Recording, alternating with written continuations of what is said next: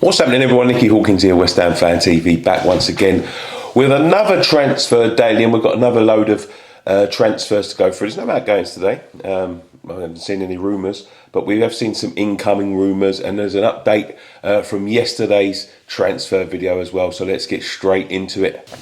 So first up on the list, as you can see, it's Lucas Digne from Everton, left back, who has had a big falling out with Rafa Benitez. Apparently Moyes is a big admirer of Digne. He doesn't look like he's going to play for Everton again, which is good for any potential suitor.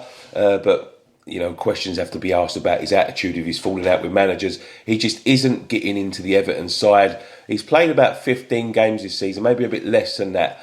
But he hasn't featured in a couple of months now as he's fell out with Rafa Benitez. Now, obviously, Everton are not doing so well, so Rafa Benitez could be gone before Lucas goes. He's a fantastic left back. He's really great. He signed from Barcelona a couple of years ago.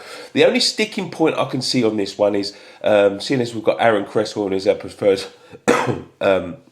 first choice, I would say £90,000 a week he commands from Everton. Is a lot of money for someone that, you know, is going to be competing. We've already got someone at that sort of level. If you can see their head-to-head stats from last year, Lucas played 30 games compared to Aaron's 36. He made nearly twice as many tackles, 63 tackles against 32, and he was 60% successful over Aaron Cresswell's 41.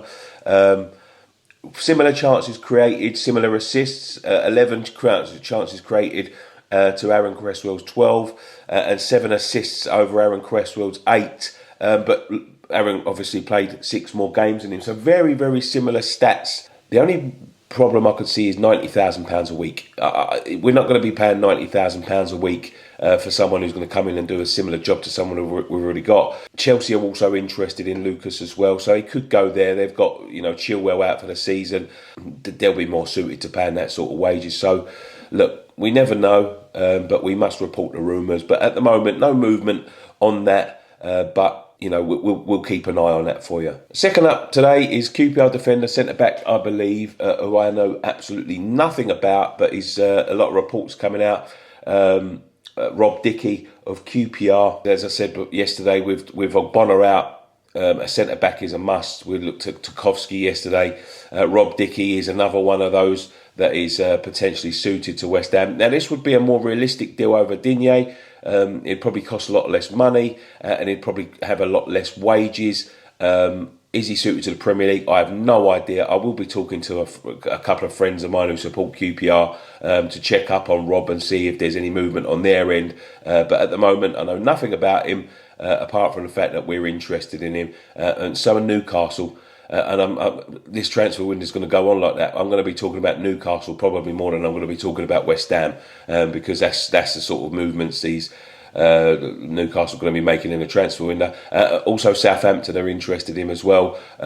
You've got to say his preferred choice will probably be us over Southampton. Newcastle, because of the money, I'm not sure, but you never know. We'll have to keep an eye on that one as well. But yeah, Rob Dickie of QPR is a possible target. Third on the list today is another defender, Bournemouth defender, who they paid quite a bit of money for a Championship club from Bristol, I believe. £13.3 million. Lloyd Kelly of Bournemouth. Listen, this is good praise from a very good defender.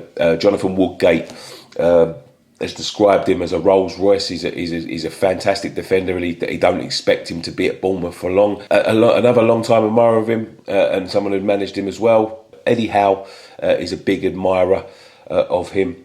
He's touted to be the next big thing coming out of the Championship. We like a Championship player because it gives us, I think, value for money. I think we'd probably be looking at around 20 million if we was to sign him from the Championship. Unproven in the Premier League, of course. But the wages wouldn't be too much of a sticking point. I wouldn't imagine they could get a better deal on wages. That's where we got Jared Bowen from. But he's got high praise, Lloyd Kelly, and he's touted by Jonathan Woodgate as one of the better defenders in the Championship. could be something we could keep an eye on. We'll have to look at that. He is younger than everybody else on that list, and potentially could be the man to replace Angelo Ogbonna for the season. A surprise entrant on this list. I don't think it's for now. It's for the summer, but we're talking about him now because you never know what may happen. We're looking for a thing for a striker. But Memphis Depay has come out as a target again for Newcastle and us. We're possible suitors for him. Memphis Depay obviously had that stint with Manchester United quite a few years back now. Didn't quite work out for him there, but he has gone on to several clubs and proven himself since then. He's a very good player, Memphis Depay. Exciting player. He's a FIFA legend. If you've ever played FIFA Ultimate Team. But yeah, it's £50 million coming out for him. More for one for the summer, and looking for the summer.